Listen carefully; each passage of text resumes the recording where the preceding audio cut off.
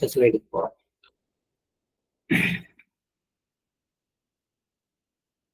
ஜூலை 2, 1944. மதிப்பிற்குரிய லாலாஜி, மக்கள் உங்களை நோக்கி திரும்புவார்கள். உங்களது சுபாவம் என்னுடையதை ஒத்திருக்கிறது. அதனால் என் தனித்துவம் உங்களுடன் ஒன்றிணைந்து விட்டது என்ற உண்மையின் மீது மக்களுக்கு நம்பிக்கை ஏற்படும். கடித தொடர்புகள் பெருகும்.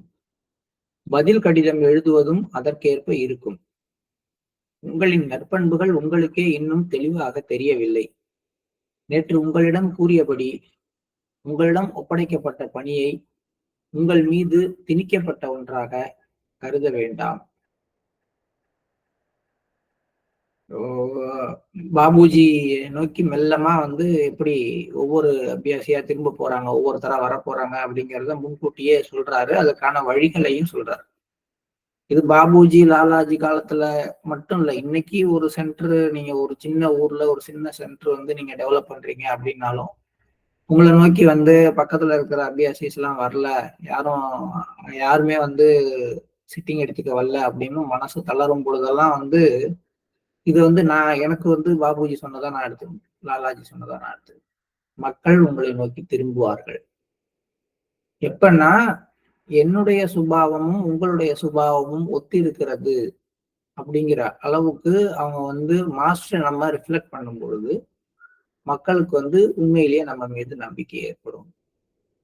இங்க கடித தொடர்புகள் பெரிதும், பதில் கடிதம் எழுதுவது அதற்கேற்ப இருக்கும் அப்படிங்கிற மாதிரி இங்கேயும் ஒவ்வொரு அபியாசியோடையும் தனிப்பட்ட முறையில நம்ம ஒரு கனெக்ஷன் வச்சுக்கிட்டு அவங்க நம்மள்ட்ட பேசுறாங்களோ இல்லையோ நம்ம குறிப்பிட்ட கால இடைவெளியில அவங்களோட பேசி அவங்களுக்கு சிட்டிங் கொடுத்துட்டு இருந்தோம்னாலே நம்ம இருக்கிற பகுதியில நம்மளால ஒரு மையத்தை மெல்லமா ஒரு பெரிய அளவுக்கு வளர்த்திட முடியும் அப்படின்னு நம்ம எடுத்துக்கலாம். நமக்கு இப்படித்தான் எடுத்துக்கணும். பாபுஜிக்கு லாலாஜி சொன்னதுதான் நமக்கும் அப்படிங்கிறத எடுத்துக்கணும். இதுக்கு கீழே அந்த டிரான்ஸ்லேட்டர் அவர் ஒரு குறிப்பு கொடுக்குறாரு. இது ஜூலை மாதம் 1ஆம் தேதி 1944 அன்று கீழ்நிலை சுயத்தை தூய்மைப்படுத்துதல் பற்றிய தலைப்பின் கீழ் கூறப்பட்டவற்றை குறிக்கிறது. இது ஏற்கனவே நம்ம படிச்சிருக்கோம் இந்த விஷயமெல்லாம். ஒரு கீழ்நிலை சுயமானது எப்படி சுத்திகரிக்கப்படணும், அது சுத்திகரிக்கப்படுறதுனால என்ன நடக்கும் அப்படிங்கிறத பத்தி நேற்று ஸ்லைட்ல படிச்சோம். அதுல மிச்சம்தான் இது அப்படிங்கிறத அவர் சொல்றார். மதிப்பிற்குரிய லாலாஜி, புலன்களின் ஆசைகளை அனுபவிக்கும் வரை கீழ்நிலை சுயம் முழுமையாக தூய்மையடையாது. கீழ்நிலை சுயம் தூய்மையடைந்த பிறகு சிற்றின்ப செயல்களால் ஒருவர் இன்பம் பெறுவது இல்லை. அவ்வாறு நிகழ்ந்தாலும் அந்த செயல் கொடுக்கல் வாங்கலற்ற ஒன்று போன்று இருக்கும். அதற்குரிய மட்டத்தில் இந்த கொள்கை சரியானதே. லோயர் செல்ஃப் கம்ப்ளீட்டா கிளீனிங் ஆயிடுச்சுன்னா அவங்களுக்கு செக்சுவல் பிளஷர் மேல ஒரு நாட்டம் இல்லாமல் குறைய ஆரம்பிச்சிடும். அப்படி அதுக்கந்தாண்டே அவங்க அந்த அந்த ஆக்டிவிட்டியில இறங்கினாங்கன்னாலும் அது எந்த விதமான ஒரு கொடுக்கல் வாங்கல் அப்படிங்கிற மாதிரி ஒரு அதுல ஒரு எந்த வித ஈர்ப்போ அதுக்கான எந்த விதமான ஒரு பரபரப்போ இல்லாத மாதிரிதான் அது இருக்கும் அப்படின்னு சொல்றாரு. இது அந்த கீழ்நிலை சுயம் பத்தி அன்னைக்கு சொன்னதோட சேர்த்து நம்ம படித்து கொள்ள வேண்டும். இதுக்கு மேல சொல்றதுல இன்னொரு விஷயம் சொல்றாரு. உங்களிடம் ஒப்படைக்கப்பட்ட பணியை நீங்கள் உங்கள் மீது திணிக்கப்பட்ட ஒன்றாக கருத வேண்டாம் அப்படின்னு சொல்றாரு. இது ஆன்மீக பணிக்கு, நம்மளுடைய லௌகீக பணிக்கு எல்லாத்துக்கும் நம்ம எடுத்துக்கொள்ள வேண்டிய ஆட்டிடியூட். உங்களிடம் ஒரு பணி ஒப்படைக்கப்பட்டால் என் தலையில கட்டிட்டாங்க அப்படிங்கிற ஒரு ஃபீல் நமக்கு வர வேண்டாம். அப்படி நினைச்சீங்கன்னா அதுக்கான எனர்ஜி ஃப்ளோ குறைந்து விடும். இதையும் நம்ம பார்த்துருவோம். நீங்கள் உங்கள் கொள்கைப்படியே தொடர்ந்து செல்ல வேண்டும். உங்களுக்கும் எனக்கும் இடையிலான உறவு நேரடியானது. இந்த கொள்கைகளை பின்பற்றுவது உங்கள் விஷயத்தில் பயனற்றதாகிவிடும்.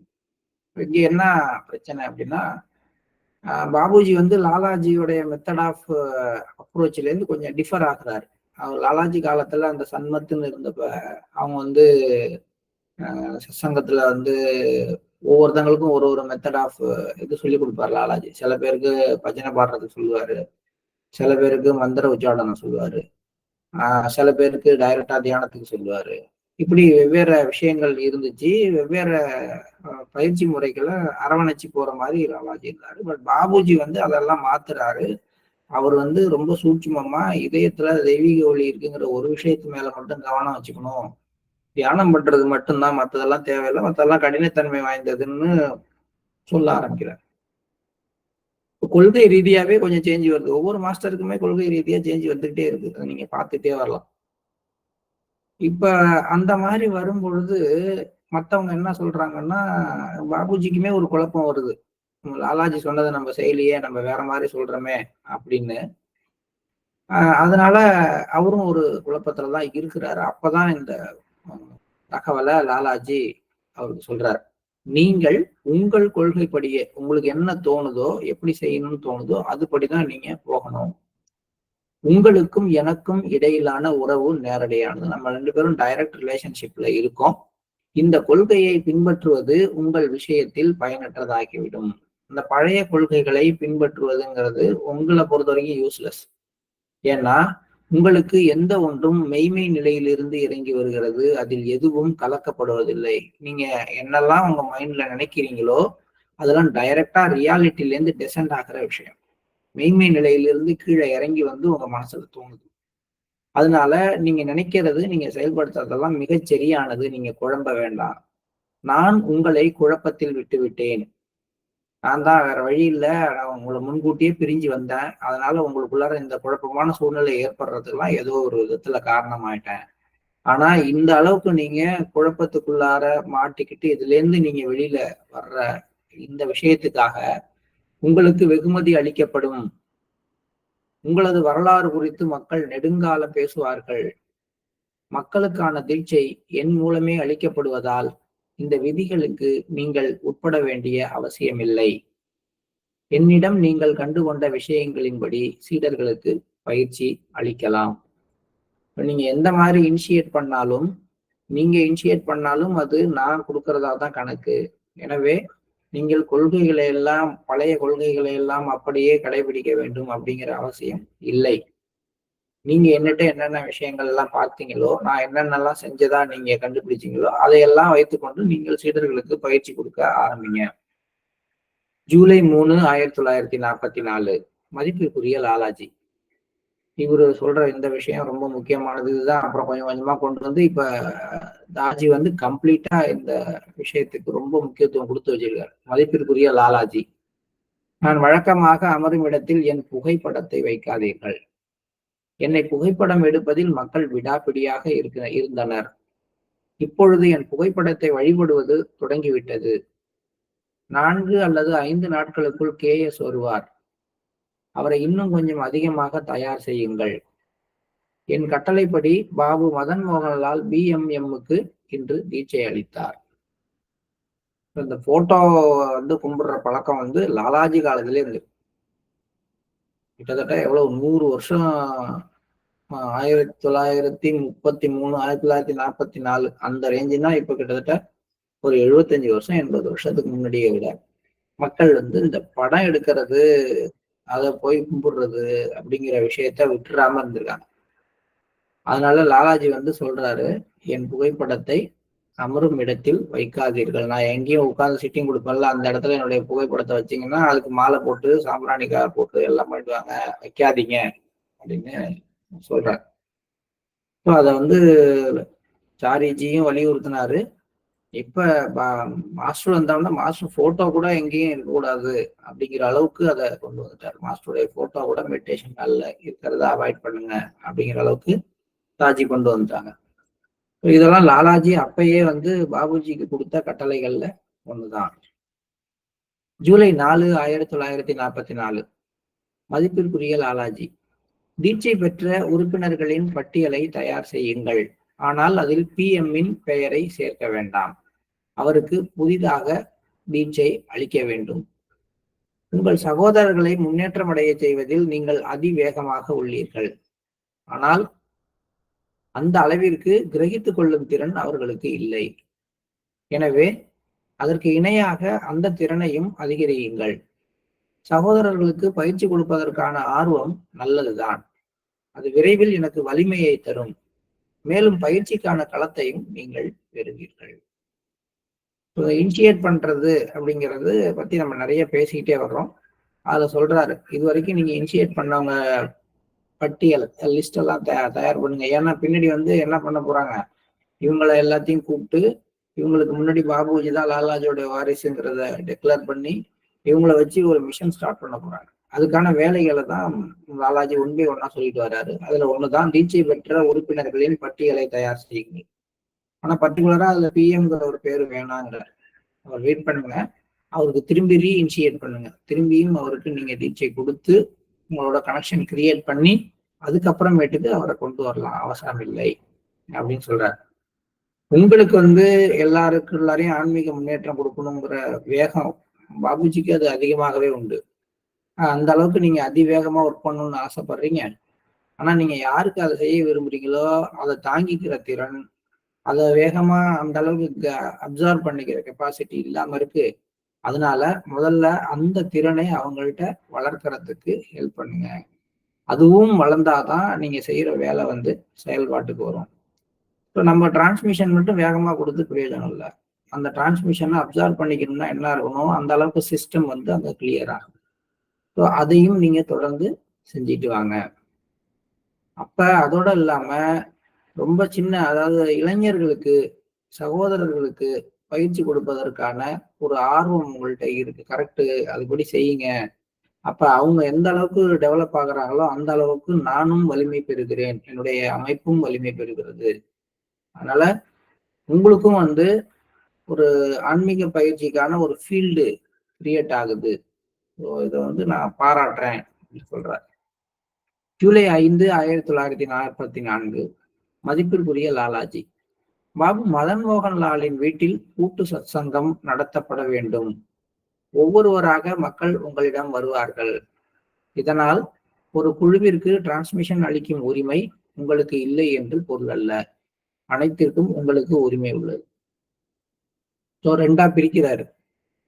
உங்கள்கிட்ட வர்றவங்க இண்டிவிஜுவலா வருவாங்க, நீங்க இண்டிவிஜுவலா சிட்டிங் கொடுங்கிறாரு. சத்சங்கம் பாபு மதன் மோகன் லால் வீட்டுல நடக்கட்டும் அப்படின்னு சொல்றாரு. அதனால வந்து குரூப்பா வர்றவங்களுக்கு சிட்டிங் கொடுக்குற அளவுக்கு உங்களுக்கு கெப்பாசிட்டி இல்லை அப்படின்னு நான் சொல்லல. ஆனா உங்கள்கிட்ட வர்றவங்க இண்டிவிஜுவலா வரட்டும், அவங்கள தனித்து கவனம் செலுத்தி அவங்களுக்குள்ளார மாற்றத்தை கொண்டு வர்ற வேலையை பாருங்க. பாபு மதன் மோகன்லால் வீட்ட சத்சங் பிளேஸா மாத்தி அங்க சத்சங்கம் நடத்துங்க அப்படின்ற கைட்லைன்ஸை கொடுக்குறாரு. ஜூலை 7, 1944. மதிப்பிற்குரிய லாலாஜி, நான் எங்கும் செல்ல போவதில்லை. நான் எப்பொழுதும் உங்கள் அருகிலேயே இருக்கிறேன். எப்படி? நீங்கள் உங்கள் உடலை விட்டு பிரியும் போது இந்த ரகசியம் உங்களுக்கு வெளிப்படுத்தப்படும். நான் உங்களது அன்பை நன்கு அறிவேன். விஷயங்கள் சிக்கலாகிக் கொண்டிருக்கின்றன.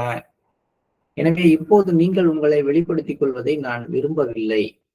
அனைத்து கடித போக்குவரத்தையும் தற்சமயம் நிறுத்திவிடுங்கள். தைரியத்தை இழக்க வேண்டாம். வெற்றி வருவது நிச்சயம்.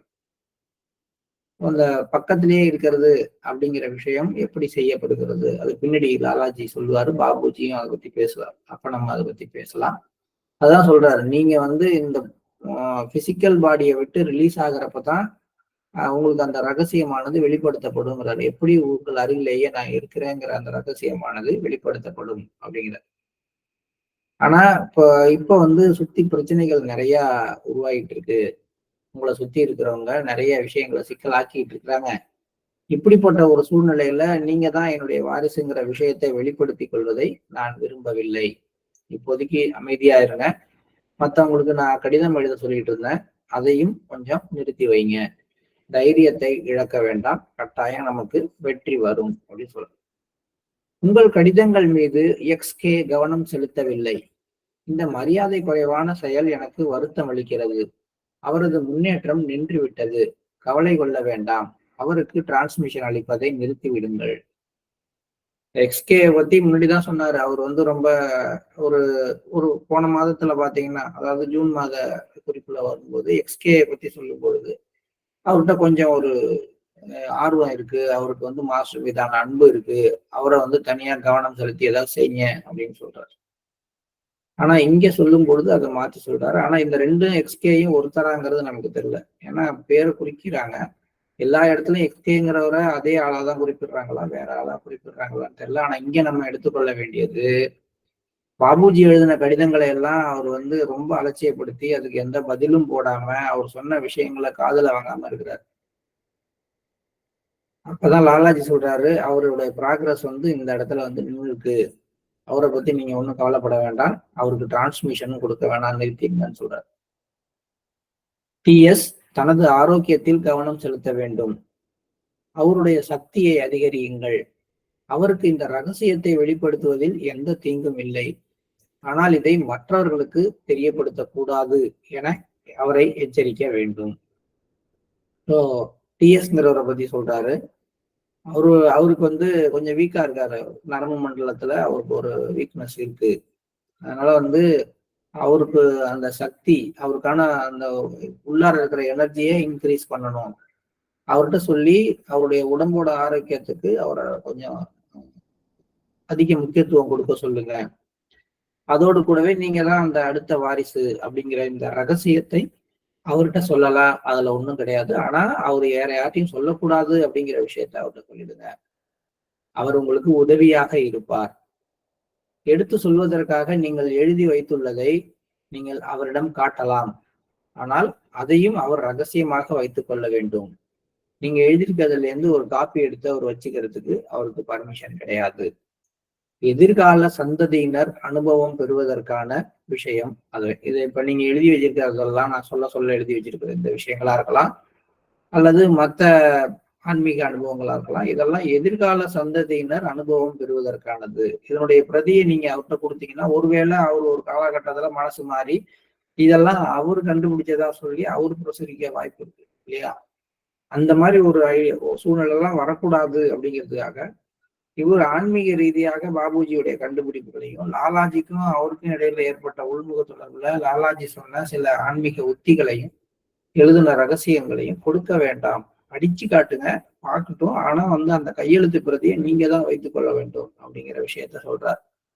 நான் என் அனுபவங்களை உங்களுக்கு அளித்தது போல நீங்கள் உங்களது அனுபவங்களை அளிப்பீர்கள். நான் எப்படி உங்களுக்கு எக்ஸ்பீரியன்ஸை டிரான்ஸ்மிட் பண்ணணும், அது மாதிரி நீங்க உங்களுடைய எக்ஸ்பீரியன்ஸை மற்றவங்களுக்கு டிரான்ஸ்மிட் பண்ணுங்க. நீங்க எழுதுனதை நேரடியாக மற்றவங்களுக்கு ஷேர் பண்ண வேண்டாம் சொல்றாரு. டிஎஸ் இடம் இருந்து வேலை வாங்கி கொள்ளுங்கள். அதான் சொல்றாரு. அவர்கிட்ட நீங்க நிறைய ஒர்க்கு கொடுத்து வாங்கிக்கலாம். ஆனால் அவரது நரம்பு மண்டலம் பலவீனமாக உள்ளது. எந்த காரணம் கொண்டும் அதற்கான காலம் வரும் வரை ரகசியத்தை வெளிப்படுத்த வேண்டாம் என்று மீண்டும் ஒருமுறை அவரிடம் கூறுங்கள். அவரை அழைப்பதில் தீங்கு ஏதும் இல்லை. பாபு மதன் மோகன்லால் வண்ண கண்ணாடி கோலைகளில் தயார் செய்யப்பட்ட தண்ணீர் அருந்துகின்ற குரோமோபதி சிகிச்சை எடுத்துக்கொள்வது பலனளிக்கும். இதை பத்தி இன்னொரு இடத்துல டீட்டெயிலா சொல்லுவார். வண்ண வண்ண கண்ணாடி, ஒரு குறிப்பிட்ட ஒரு நோய் இருக்கு அப்படின்னா ஒரு குறிப்பிட்ட கலர் உள்ள கிளாஸ்ல வந்து தண்ணி ஊற்றி சூரிய வெளிச்சத்துல வச்சிருந்துட்டு அதை எடுத்து குடிக்கிறது, அது குரோமோபதி ட்ரீட்மெண்ட் சொல்லுவாங்க. அதை பத்தி நீங்க நெட்ல போனீங்கன்னா நிறைய விஷயங்கள் கிடைக்கும். ஸோ அந்த ட்ரீட்மெண்ட்டை எடுத்துக்குங்க அப்படின்னு சொல்லி பாபு மதன் மோகன்லாலுக்கு லாலாஜி அட்வைஸ் பண்றாரு. ஜூலை 8, 1944. மதிப்பிற்குரிய லாலாஜி, இந்த அளவிற்கு சமுதாய சீர்கேடுகள் அதிகரிக்கும் என ஒருபோதும் எதிர்பார்க்கப்படவில்லை. நம் முன் இருக்கும் நிலையை பாருங்கள் அப்படின்னு சொல்லி அந்த விஷனை வந்து பாபுஜி கொடுக்குறாரு. பாபுஜி சொல்றாரு, அந்த நிலை எனக்கு நேரடியாக காட்சியாக காட்டப்பட்டதுங்கிறார். மதிப்பிற்குரிய லாலாஜி, தனி அமர்வு தியானம் மிகவும் அவசியம்.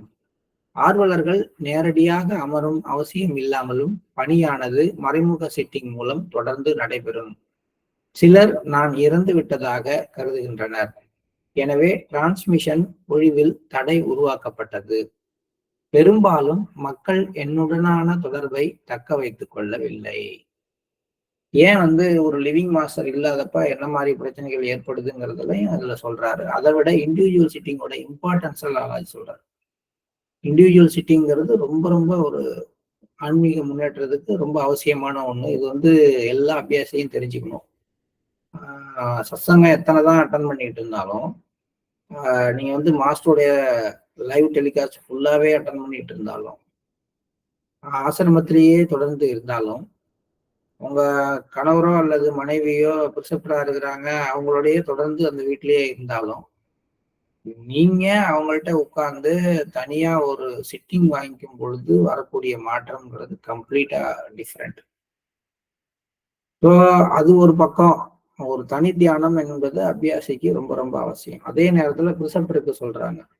அவங்க நேரடியா அமராவிட்டாலும் அவங்க மேல ஒர்க் பண்றதுக்கு மறைமுகமாக சிட்டிங் கொடுக்குற விஷயத்தையும் தொடர்ந்து செய்யுங்கள் அப்படின்னு பிரிசப்டரா இருக்கிறவங்களுக்கும் சொல்றாரு. இது ரெண்டும் நடக்குங்கிறார். அவங்களும் இண்டிவிஜுவல் சிட்டிங் வாங்கணும். அவங்க அமர வேண்டிய அவசியம் இல்லாமல் மறைமுகமாக சிட்டிங் கொடுக்குற விஷயமும் நடக்கணும் அப்படின்னு சொல்றாரு. ஏன் சில பிரச்சனைகள் வருது? என்னோட தொடர்பு ஏற்படுத்தப்பட்ட சில சீடர்களுக்கும் மக்களுக்கும் ஏன் பிரச்சனைகள் வருது அப்படின்னா, அவங்க வந்து நான் இறந்து விட்டேன், இந்த உலகத்தை விட்டு போயிட்டேன்னு நினைக்கிறாங்க. ஆக்சுவலி நான் என்னுடைய பிசிக்கல் பாடியிலேருந்து ரிலீஸ் ஆயிருக்கேனே ஒழிய நான் இங்கதான் இருக்கேன், என்னுடைய பிரசன்னம் இங்கதான் இருக்குங்கிறத அவங்க மனசுல அவங்க ஏத்துக்கல. பாலாஜி தான் போயிட்டாரே அப்படின்னு நினைக்கிறாங்க. அந்த மாதிரி அவங்க இங்கேயே இல்ல, அவர் இங்கேருந்து கிளம்பிட்டாருன்னு நினைக்கிறதுனாலதான் என்கிட்ட இருந்து வரக்கூடிய டிரான்ஸ்மிஷனை அவங்களால ரிசீவ் பண்ண முடியல. ஏன்னா நான் இருக்கிறேன், என்னுடைய பிரசன்ஸ் இருக்கு அப்படின்னு ஃபீல் பண்ணா மட்டும்தான் நான் கொடுக்குற டிரான்ஸ்மிஷனோட அவங்க கனெக்ட் ஆக முடியும். அவங்களாவே என்ன பண்ணிக்கிறாங்க, ஒரு தடையை உருவாக்கிட்டாங்க. நான் இல்ல, இறந்து போயிட்டேன்னு தடையை உருவாக்கிட்டாங்க. அதனால என்னுடனான தொடர்பு தக்க வைத்துக் கொள்ளப்படாமல் போகின்றது அப்படின்னு சொல்றாரு. இப்போ இதெல்லாம் கேட்டவுடனே பாபுஜிக்கு ரொம்ப ஒரு விரக்தியான மனப்பான்மை இருந்தது. என்னையா வாழ்க்கை இது, இந்த மாதிரி ஒரு மாஸ்டரை மக்களால புரிஞ்சுக்க முடியல, இந்த மாதிரி எல்லா பகுதியிலையும் சூழ்நிலைகள் சீர்கேடு அடையுது, நீங்க கஷ்டப்பட்டு உருவாக்கின சீடர்கள் எல்லாம் வந்து கொஞ்சம் கொஞ்சமா அவங்களுடைய தன்மையில மாறிட்டு வராங்களேன்னு ரொம்ப வருத்தப்பட்டு விரக்தி அடைகிறார். ஸோ அந்த நேரத்துலயும் லாலாஜி சொல்றாரு, உங்களை மாதிரிதான் நானும் வந்து டிசப்பாயிண்ட் ஆகுறேன், எனக்கும் வந்து அந்த ஏமாற்றம் இருக்கிறது. ஆனால் ஒரே ஒரு விஷயம், நான் அனைவரிடமும் நான் வந்து அந்த மாதிரியான ஒரு ஒரு நிலைமையை பார்க்கல. உங்களை மாதிரி ஒரு சில பேர் இருக்கிறாங்க இல்லையா, அவங்கள பார்த்து நான் என் மனசை தேர்த்திக்கிறேன் அப்படிங்கிற மாதிரி சொல்றாரு. நானும் ஏமாற்றத்தை உணர்கிறேன், ஆனால் அனைவரிடமும் இல்லை. ஜூலை 10, 1944. மதிப்பிற்குரிய லாலாஜி KSஐ பிரம்மாண்ட மண்டலத்துக்கு உயர்த்துங்கள் அப்படின்னு சொல்றாரு. பிரம்மாண்ட மண்டல் அப்படிங்கிறது இதய மண்டலத்துக்கு அடுத்து வர்ற பகுதி. அந்த பகுதிக்கு KS அப்படிங்கிறவரை வந்து அப்ரோச்சை வந்து ஹைட்டன் பண்ண சொல்றாரு, இன்க்ரீஸ் பண்ணுங்க அப்படின்னு சொல்றாரு. அதுக்கான காரணத்தையும் வந்து பாபுஜி சொல்றாரு. மதிப்பிற்குரிய லாலாஜி அவரது பிரம்மச்சரிய வாழ்க்கையை விரும்பினார். KSங்கிறவர் வந்து கல்யாணம் பண்ணிக்காம பிரம்மச்சாரியாக வாழ்ற ஒரு அபியாசி. அந்த ஒரு தூய்மையான பிரம்மச்சாரிய வாழ்க்கையை அவர் கடைபிடிச்சிட்டு வர்றாரு. அது லாலாஜிக்கு பிடிச்சிருக்கு. அதனால அவருடைய இதை வந்து இன்க்ரீஸ் பண்ணுங்கிற ஒரு ரெக்கமெண்டேஷனை பாபுஜி கொடுக்குறாரு. மதிப்பிற்குரிய லாலாஜி, உங்களது நேரத்தை வீணாக்காதீர்கள், ஏதாவது பணியில் உங்களை ஈடுபடுத்திக் கொள்ளுங்கள். ஓய்வு நேரம் கிடைக்கும் பொழுது டிரான்ஸ்மிஷன் அழியுங்கள், அல்லது நடைபயிற்சி மேற்கொள்ளுங்கள், அல்லது சிறந்த புத்தகங்களை வாசியுங்கள். வீட்டு விஷயங்களில் அதிக ஆர்வம் கொள்ளுங்கள், உங்கள் மீது அதிக சுமை உள்ளது. எல்லாம் செய்யுங்க அப்படின்னு சொல்றாரு பாருங்களேன். ஒன்னே ஒண்ணு நீங்க வந்து ஒரு மெடிடேஷன் மட்டும் பண்ணுங்க அப்படின்னு சொல்லல. நீங்க வந்து கொஞ்ச நேரத்தை கூட வேஸ்ட் பண்ணக்கூடாது. உங்களுடைய வீட்டு வேலைகள்ல அதை ஆர்வத்தோட செய்ய ஆரம்பிங்க, இல்ல புத்தகம் படிங்க, இல்லைன்னா கொஞ்சம் உங்களுக்கு ஓய்வு கிடைச்சாலும் ஒரு வாக்கிங் போயிட்டு வாங்க. அப்புறம் எப்பெல்லாம் நீங்க உட்காந்துருக்கீங்களோ அப்பெல்லாம் டிரான்ஸ்மிஷன் கொடுக்க முயற்சி பண்ணுங்க. ஏதாவது ஒரு பணியில உங்களை ஈடுபடுத்திக்கிட்டே இருங்க, ஐடியலா இருக்காதீங்க அப்படின்னு சொல்றாரு. ஏன் இது மாதிரி அப்படின்னா, ஆன்மீகத்துல உயர்ந்த நிலைக்கு போக போக ஒரு ஒரு அந்த ஒரு இயக்கமற்ற நிலையானது தானாக உருவாக ஆரம்பிக்கும். அதனால வந்து எப்பயுமே அவங்க சுறுசுறுப்பா வச்சுக்கல அப்படின்னா மெல்லமா மந்தமான ஒரு சூழ்நிலைக்கு போயிட்ட மாதிரி உட்கார்ந்த இடத்துலயே உட்கார்ந்துட்டு பேசுனதே பேசிட்டு அப்படியே இருக்க ஆரம்பிச்சுக்கலாம். ஸோ அது மாதிரி இல்லாம உங்களை நீங்க டைனமிக்கா வச்சுக்கணும் அப்படிங்கிற ஒரு விஷயத்த லாலாஜி பாபுஜிக்கு சொல்றாரு. இப்ப பாபுஜி ஒரு கேள்வி கேட்கிறாரு, நீங்க இவ்வளவுலாம் செய்யலாம்னு சொல்றீங்களே, எனக்கு வந்து கொஞ்சம் லெஷர் டைம் கிடைச்சதுன்னா நான் வந்து நியூஸ் பேப்பர் படிக்கலாமா அப்படின்னு கேட்கிறாரு. லாலாஜி சொல்றார், ஆம், ஆனால் செய்தித்தாள்கள் உங்களுக்குள் இருக்கின்றன, நீங்கள் விரும்பும் போது அதனை அறிந்து கொள்ளலாம். செய்திகள் உங்களுக்குள் இருக்கின்றன, நீங்கள் விரும்பும் போது அதனை அறிந்து கொள்ளலாம். செய்தித்தாள் வாசிக்க உகந்தது அல்ல, உங்கள் ஆங்கிலத்தை மேம்படுத்திக் கொள்ள விரும்பினால் தலையங்கங்களை வாசிக்கலாம். நான் தருவதை விட மேலாக செய்தித்தாளில் உங்களால் எதையும் காண முடியாது. பொழுதுபோக்குக்காக மட்டுமே நீங்கள் வாசிப்பதாக இருப்பின் தடை ஏதும் இல்லை. மனதில் எந்தவித பதிவுகளும் ஏற்பட்டுவிடக் கூடாது. விமர்சகராக ஆக விரும்புபவர்கள் செய்தித்தாள்களை படிக்கட்டும். அது உங்களுக்கான வேலை அல்ல. நம்மள்ட்ட ஒருத்தர் ஒரு அட்வைஸ் கேட்கும் பொழுது எப்படி அட்வைஸ் பண்ணணும் அப்படிங்கிறதுக்கு இந்த ஸ்லைடு ஒரு எடுத்துக்காட்டு. நியூஸ் பேப்பர் படிக்கலாமா அப்படின்னு கேட்டா, எடுத்த எடுப்புலயே நீங்க எல்லாம் படிக்க கூடாதுங்கிற வார்த்தை வரல பாருங்க லாலாஜிட்ட. மெல்ல மெல்ல ஒரு விஷயமா சொல்றாரு. படிக்கலாமே, அதுல ஒன்றும் பிரச்சனை இல்லை, படிங்க. ஆனா நீங்க படிச்சு திருத்திக்க வேண்டிய அவசியம் உள்ள ஆள் கிடையாது. ஏன்னா இந்த உலகத்துல நடக்கிற எல்லா விஷயங்களும் எல்லா செய்திகளும் உங்களுக்குள் ஆல்ரெடி இருக்கு. நீங்க தேவைன்னா அங்கிருந்தே தெரிஞ்சுக்க முடியும். செய்தித்தாள்கள் உங்களுக்கு தேவையற்றவை. ஆனால் உங்களுடைய இங்கிலீஷ் நாலேஜை டெவலப் பண்ணிக்கணும்னு நீங்க நினைச்சீங்கன்னா வேணா படிங்க. அதுவும் நூக் அண்ட் கார்னர் அதுல இருக்கக்கூடிய எல்லா விஷயங்களையும் படிக்காதீங்க. இந்த ஹெட்டிங்ஸ் தலையங்கங்கள்னு இருக்கு இல்லையா, அதை படிக்கலாம். இல்ல ஒரு கட்டுரை எழுதியிருந்தாங்கன்னா அதை படிங்க. படிச்சு நீங்க உங்களுடைய அந்த ஒரு இங்கிலீஷ் நாலேஜை வேணா டெவலப் பண்ணிக்கோங்க. நான் உங்களுக்கு தருகின்றதை விட மேலாக செய்தித்தாள்ல உங்களுக்கு எந்த செய்தியும் வந்துவிட முடியாது. ஏன்னா நியூஸ் பேப்பர் அப்படின்னு பாத்தீங்கன்னாலோ, டிவி அப்படின்னு பாத்தீங்கன்னாலோ, அதுல வர்ற நிகழ்ச்சிகளை எல்லாம் நீங்க அப்படியே உட்கார்ந்து பாருங்க. இல்ல ஒரு நியூஸ் பேப்பர் எடுத்து ஒரு பக்கத்தை எடுத்து அந்த பக்கத்துல உள்ள செய்திகளை பார்த்து அந்த செய்திகள்ல எதெல்லாம் நேர்மறையானவை, எதெல்லாம் எதிர்மறையானவை, எதெல்லாம் உங்களுக்குள்ளார பயத்தையும் வெறுப்புணர்வையும் வன்முறையையும் பழிவாங்கிற உணர்வையும் வருத்தத்தையும் சோகத்தையும் உருவாக்குற விஷயங்கள், எதுலாம் உங்களுக்கு தன்னம்பிக்கையும் தைரியமும் அளிக்கிற விஷயங்களா இருக்கு அப்படின்னு பாத்தீங்கன்னா, அந்த பக்கத்துல ஒரு 10 செய்திகள் இருந்தா அதிகபட்சம் ஒரு செய்தி அந்த மாதிரி இருக்கும். 9 செய்தி நெகட்டிவான செய்திகள் தான் செய்தித்தாள்ல இருக்கும், நியூஸ் பேப்பர்ல இருக்கும். யாரு ஒருத்தவங்க தொடர்ச்சியா அதிகமா நியூஸ் பேப்பர் பாக்குறாங்களோ, செய்தித்தாள் படிக்கிறாங்களோ, அவங்கள்ட்ட எதிர்மறை எண்ணங்களுடைய ஒரு தாக்கம் அதிகமா இருக்கும். அவங்க எல்லாத்தையும் எதிர்மறையாகவே சிந்திக்க ஆரம்பிப்பாரு. ஒண்ணும் கிடையாது. ஒரு பக்கத்துல பாத்தீங்கன்னா கொலை செய்யப்பட்டார், இங்கே கொள்ளையடிக்கப்பட்டது, இந்த இடத்துல ஆக்சிடென்ட் ஆனிச்சு, இவ்வளவு பேர் செத்து போயிட்டாங்க, இதான் இருக்கும். ஒரு ரோட்ல 1000 பஸ் போகுது, லாரி போகுது, கார் போகுது. அதுல ஒரே ஒரு காரு உருண்டு கீழே விழுந்துருது, ஆக்சிடென்ட் ஆயிடுச்சு. இந்த 1000 பஸ் நல்லா போயிட்டு இருக்கிறத பத்தி செய்தித்தாள்ல வருமா? வராது. அந்த ஒரு செய்தி, ஆக்சிடென்ட் ஆன ஒரு செய்தி. இது மாதிரி அங்கொன்றும் இங்கொன்றுமாக நடந்த ஒரு அசம்பாவிதங்கள் மட்டுமே அங்க கலெக்ட் ஆகுது. அதை நீங்க படிக்கும் பொழுது கார்ல ஏறும் பொழுதே உங்களுக்கு என்ன ஆகும்னா, ஐயோ இந்த மாதிரி அசம்பாவிதம் நடந்துட்டா என்ன பண்றதுங்கிற பயத்தை தான் அது உருவாக்குது. ஆக இப்ப செய்தித்தாளை தொடர்ந்து படிக்க படிக்க இந்த நாடு சரியா இல்ல, இந்த ஊர் சரியா இல்ல, எந்த மக்களும் சரியா இல்ல, எல்லாமே அழிய போகுது, எல்லாமே வீணா போக போகுதுன்னு உங்களுக்குள்ளார ஒரு எண்ணத்தை இந்த செய்தி சேனல்கள்லாம் உருவாக்கி, ஒரு சேனல் நியூஸ் சேனல் எடுத்து பாருங்க. அங்க போயிட்டு நீங்க நல்லதெல்லாம் செய்றீங்க, ஒண்ணும் கிடையாது. இப்ப நம்ம யோக மகோத்சவம் நடத்தணும், நல்ல விஷயம்தான். அதை எடுத்துட்டு போய் ஏதோ ஒரு பெரிய சன் டிவிலயோ ராஜ் டிவிலயோ ஒரு ஒரு 10 நிமிஷம் போட்டு காட்ட சொல்லுங்க, போட மாட்டாங்க. ஆனா உங்க ஊர்ல ஒரு கொலை நடந்துருச்சு அப்படின்னு சொல்லி வீடியோ எடுத்து போடுங்க, அதை 10 தடவை போடுவாங்க. அப்ப எதிர்மறையான விஷயங்களுக்கு அவங்க கொடுக்குற முக்கியத்துவம் அவ்வளவு இருக்கு.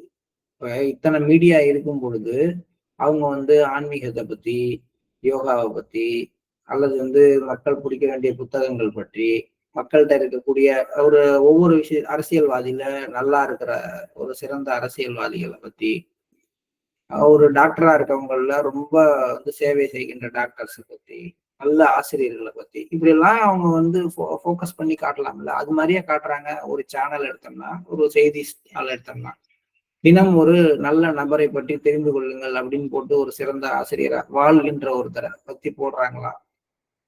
அதெல்லாம் கிடையாது. கொலை, கற்பழிப்பு, ஆக்சிடென்ட், நாட்டுக்கும் சண்டை, திருட்டு, இதை பத்தி மட்டும்தான் அதுல படிக்கிறோம். அதுக்குதான் அவங்களும் முக்கியத்துவம் கொடுக்குறாங்க. அதனால இப்ப இதை கேட்டுக்கொண்டிருக்கவங்கல யாருக்காவது நியூஸ் பாக்குறதுல ரொம்ப ஆர்வம் அதிகமா இருக்குன்னா, இந்த விஷயம் லாலாஜி பாபுஜிக்கு சொன்னதா எடுத்துக்காம, லாலாஜி நமக்கு சொன்னதா நம்ம எடுத்துக்கணும். நியூஸ் பார்க்கிற அளவை குறைக்க வேண்டும். மீன்ஸ் நேரடியாக நம்முடைய எண்ணங்கள்ல எதிர்மறையான தாக்கத்தை ஏற்படுத்துது. ஆனாலும் சொல்றாரு, ஓரளவுக்கு அந்த ஹெட்டிங்ஸை படிச்சு என்ன அப்படிங்கிறத ரொம்ப உள்ளார போகாதீங்க. உள்ளார போனீங்கன்னா அது எல்லாமே வந்து அவங்களுடைய நோக்கங்களை, ஒரு எதிர்மறை எண்ணங்களை உங்களுக்குள்ளார விதைச்சிடுவாங்க. சரி, ஒரு பொழுதுபோக்குக்காக சும்மா உட்காந்துருக்க பார்த்தோமேன்னு பார்த்தா தடை கிடையாதுதான். ஆனால் அதை படிக்கும் பொழுது உங்கள் மனதுல எந்த விதமான பதிவுகளும் ஏற்பட்டுவிட கூடாது. விமர்சனம் பண்றதுக்கு விரும்புறவங்க செய்திகளை படிச்சுட்டு அதை வச்சு அரசியலை பத்தி விமர்சனம் பண்றது, இல்ல வந்து ஒரு குறிப்பிட்ட துறையுடைய வளர்ச்சியை பத்தி விமர்சனம் பண்ண விரும்புறவங்க அது பத்திய செய்திகள் செய்தித்தாள்ல வர்றதெல்லாம் வாங்கி கட் பண்ணி வச்சுட்டு பேசணும். உங்க வேலை அது கிடையாது. உங்க வேலை வேற. உங்களுக்கு கொடுக்கப்பட்டிருக்க பணியும் நீங்க செய்ய போற பணியும் வேற வேற. அதுக்கான செய்திகள் ஆல்ரெடி உங்க ஹார்ட்லயே இருக்கு. நீங்க கண்ணை மூடி உட்கார்ந்தீங்கன்னா உங்களுக்கே தெரியும் எல்லாமே. அதனால செய்தித்தாளை படிப்பது நீங்க தேவையில்லை அப்படிங்கிறத சொல்லிட்டாரு. இவங்க ஆன்னு ஆரம்பிச்சு இவ்வளவு விஷயம் சொல்லி வச்சிருக்காரு. ஒரு குழந்தைக்கு சொல்லும் பொழுது கூட அது ஒரு தவறான விஷயத்த விரும்புது அப்படின்னா, இல்ல அதெல்லாம் செய்யக்கூடாது அப்படின்னு சொல்லாம, செய்யலாம், ஆனா செஞ்சா என்னென்ன வரும் அப்படின்னு பாத்துக்க. நான் 2 சாக்லேட்டுக்கு பதிலா 4 சாக்லேட் சாப்பிடுமா? சாப்பிடலாமே, தாராளமா சாப்பிடு. ஆனா சாக்லேட் 2க்கு மேல சாப்பிடும் பொழுது அது வயிற்றுக்குள்ளார என்ன பிரச்சனை பண்ணணும்னு பாத்துக்க. ஒரு நாளைக்கு 1ங்கிறது நல்ல அளவு. ஏதோ ஒரு நாள்லன்னா 2 சாப்பிடலாம். ஆனா ஒரே நாள்ல 4 சாக்லேட் 5 சாக்லேட் சாப்பிடும் பொழுது அது வயிற்றுக்குள்ளார போகும். வயிற்றுல ஒரு பூச்சியை உருவாக்கும். அந்த பூச்சி என்ன பண்ணும்? நீ சாப்பிட்றதெல்லாம் அப்சர்வ் பண்ணிக்கும். அதனால வந்து இந்த மாதிரி சாப்பிட்றது வந்து ரொம்ப தவறான ஒரு விஷயம்ப்பா. அதுக்கப்புறம் நீனே முடிவு பண்ணிக்க. இது மாதிரி நம்ம ஒரு குழந்தைக்கு சொல்றோமா, அதெல்லாம் பண்ணக்கூடாது, சாக்லேட் சாப்பிட்டா அவ்வளவுதான் அப்படின்னு சொல்றோமா. எப்படி வந்து ஒரு விஷயத்த ஒரு வேணான்னு சொல்லணும்னா கூட அதை எப்படி சொல்லணும் அப்படிங்கிறதுக்கு இந்த ஒரு ஸ்லைடு வந்து இந்த ஒரு பாபு லாலாஜி சொன்ன இந்த ஒரு அறிவுரை வந்து நமக்கு ஒரு எடுத்துக்காட்டாக இருக்கிறது. இது வரைக்கும் இன்னைக்கு இருக்கட்டும். நம்ம இன்றைய புத்தக வாசிப்பை நிறைவு செய்து கொண்டு காலை நேர தியானத்திற்கு செல்லலாம்.